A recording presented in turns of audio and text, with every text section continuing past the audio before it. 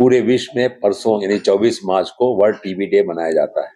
जैसा आपको मालूम है कि 24 मार्च इसलिए मनाया जाता है कि 24 मार्च 1882 में रॉबर्ट कॉक नामक एक साइंटिस्ट बैक्टीरियोलॉजिस्ट था, जिन्होंने ये टीबी की खोज की थी कि टीबी एक संक्रामक बीमारी है जो एक बैक्टीरिया से होती है, जिसका नाम है माइकोबैक्टीरियम ट्यूबरकुलोसिस।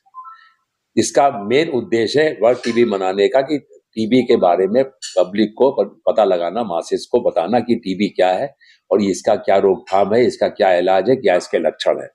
इसी साल हर साल ये 24 मार्च को टीबी डे मनाया जाता है और हर साल एक स्लोगन के साथ मनाया जाता है। इस साल का स्लोगन है commit yes we can end TB, commit invest and deliver, यानी हम टीबी को मुक्त करेंगे। WHO ने 2035 तक टीबी को पूरे विश्व में मुक्त करने का अभियान छेड़ा हुआ है और हमारे भारत में इसको 2025 तक टीबी को भारत मुक्त बनाना है।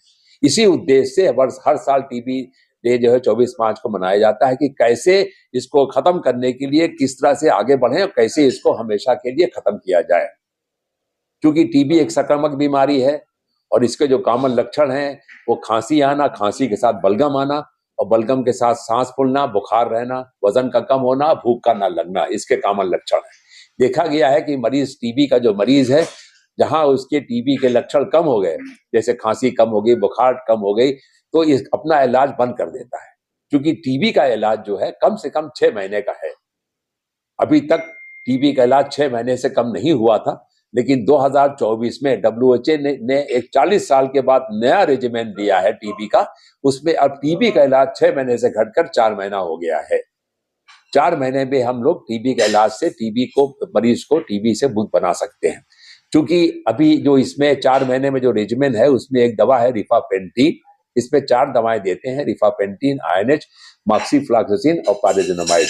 3 दवा तो हमारे यहाँ उपलब्ध है, रिफापेंटिन हमारे भारत उपलब्ध नहीं है।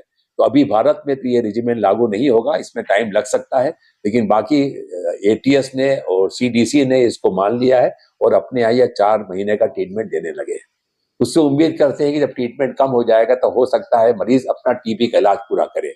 अगर टीबी का मरीज टीबी का इलाज पूरा नहीं करता है, बीच में छोड़ देता है, तो उसके कीटाणु उसके अंदर फिर पनपने लगते हैं और फिर अगर देखा गया कि अगर वो छोड़ इलाज करता है तो टीबी के कीटाणु जो रेजिस्टेंट हो जाते हैं। जो कॉमन टीबी की दवाएं हैं उससे वो कारगर नहीं होगी, फिर उसको रेजिस्टेंट टीबी कहलाती है, जो भी और खतरनाक है। और इसका इलाज तो कम से कम 6 महीना, इससे कम अभी नहीं है। जो 2025 तक का जो लक्ष्य है वो क्या पूरा हो पाएगा? बिल्कुल। अगर हम लोग देखें, स्टडी बताती है कि 2015 में जो टीबी के मरीज पाए जाते थे उतनी उसका इंसिडेंस भी कम हो गया है। जितनी टीबी की डेथ 2015 में थी एज कम्पेयर टू 2023 में कम हो गई है। तो टीबी के मरीज कम भी हो रहे हैं और टीबी के होने वाली डेथ वो भी कम हो रही है एज कम्पेयर टू 15। स्टडी हुई थी 2015 और 2023 में, तो देखा गया कि टीबी के इंसिडेंस और टीबी की डेथ जो 2015 में थी वो घट करके काफी कम हो गई है 2023 में। इससे उम्मीद करते हैं कि जो हमारे प्रधानमंत्री का लक्ष्य है कि टीबी को 2025 तक मुक्त किया जाए, लगता है कि लक्ष्य की तरफ अग्रसर हम लोग हो रहे हैं। सर, अगर देखा जाए अभी इस समय वर्तमान के परिवेश में टीबी होने का क्या रीजन है? अभी भी पूरे भारत में कम से हर साल 28 लाख टीबी के मरीज पाए जाते हैं और करीब करीब 5 लाख से ऊपर मरीज हमारे उत्तर प्रदेश में पाए जाते हैं।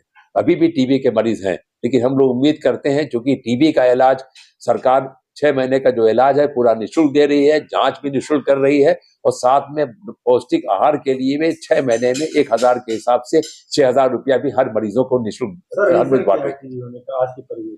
जी, रीजन यही है कि टीबी क्योंकि ऐसी बीमारी है जो उनको ज्यादा लेती, जिनके रेजिस्टेंस बॉडी में कम हो, खाने पीने की कमी हो, ओवर क्राउडिंग हो, खाना पीना ना खाते हो, धूल धक्कड़ में रहते हो, स्मोकिंग शराब लेते हो, समझ गए। डायबिटीज के मरीज हो, उनमें भी टीबी के लक्षण, उसमें भी टीबी के मरीज पाए जाते हैं। HIV वाले मरीज हैं, HIV वाले मरीजों को भी टीबी पाई जाती है। जहां जहां बॉडी का रेजिस्टेंस कम होता है, अल्कोहल वाले हैं, टीबी स्मोकर वाले हैं, ये सब बॉडी का रेजिस्टेंस कम करते हैं, इसमें टीबी होने चांसेस ज्यादा रहती है। तो ये कहा जाए धूम्रपान से बचें, अल्कोहल न लें और धूम्रपान बचें, खाना स्वस्थ बैलेंस डाइट लें और खुली हवा वातावरण में रहें तो टीबी होने के चांसेस कम होते हैं। क्योंकि टीबी हमेशा क्योंकि पल्मोनरी टीबी सबसे ज्यादा इन्फेक्शस है, ये संक्रामक है।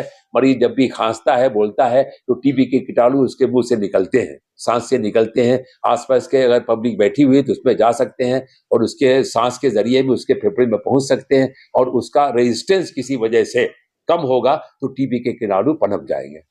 तो कुछ रैली भी निकालेंगे 24 को?